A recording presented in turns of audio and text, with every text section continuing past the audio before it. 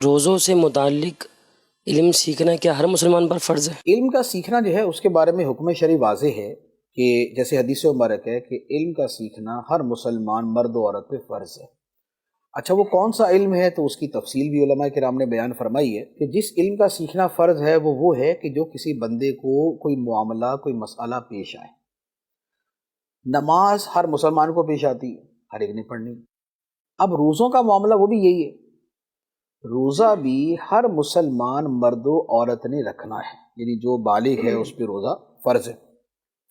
جب روزہ فرض ہے تو لازمی بات ہے کہ اس کے کچھ مسائل کا سیکھنا تو فرض ہوگا تاکہ وہ فرض صحیح طریقے سے ادا ہو سکے۔ کچھ مسائل وہ ہیں کہ جو بالکل بدیہی اور بڑے واضح ہیں کہ جو بھی روزہ رکھے گا تو اسے اتنا تو پتہ ہوگا کہ روزہ کسے کہتے ہیں، یعنی یہ مفہوم وہ جانتا ہے کہ فجر کا وقت شروع ہونے سے لے کر غروب آفتاب تک یہ جو ڈیوریشن ہے اس میں کھانے پینے سے بچنا ہے۔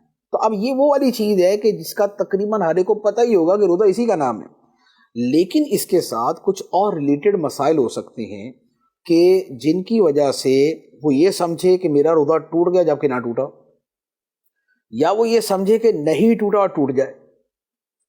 تو یہ والی جو چیزیں ہیں، مثال کے طور پہ کوئی بندہ سگریٹ پیتا ہے، اب سگریٹ پینے سے روزہ ٹوٹ جاتا ہے، تو اب کم از کم جو بندہ سگریٹ پینے والا ہے اس کے لیے یہ مسئلہ جاننا تو ضروری ہے کہ میں سگریٹ پیوں گا تو روزہ ٹوٹ جائے گا، کیونکہ اس کا روزے کا فرض پورا ہونا اس پر موقوف ہے کہ وہ اس سے بچے۔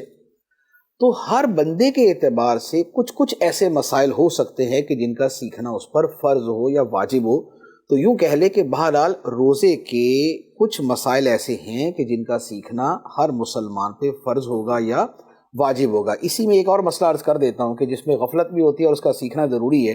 جیسے یہ مشہور ہے اور ہر مرتبہ ہر سال ہی کوئی نہ کوئی پوسٹ بھی اس حوالے سے وائرل ہو جاتی ہے کہ جب تک اذان جاری ہے تب تک کھا سکتے ہیں۔ اب قرآن پاک کی آیت مبارکہ ہے کہ کھاؤ پیو حتی یتبین لکم الخیط الابیض من الخیط الاسود من الفجر، کہ جو رات کی سیاہی ہے اور جو دن کی سفیدی ہے یہ دونوں واضح ہو جائیں تب تک کھانے پینے کی اجازت ہے، اس کے بعد نہیں۔